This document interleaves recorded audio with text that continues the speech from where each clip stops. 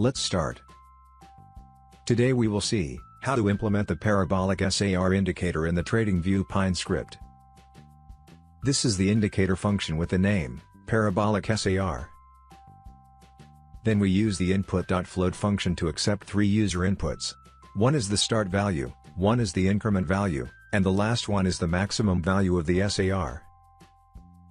Here we use the SAR function to calculate the Parabolic SAR. Then we find out the color of the SAR. If the price is above the SAR, we color it green.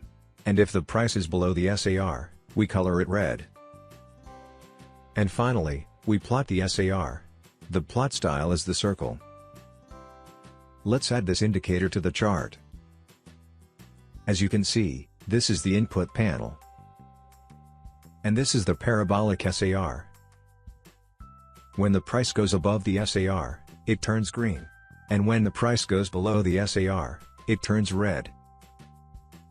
So that's it. That's how you can implement the Parabolic SAR in the Tradingview Pine script. Thank you.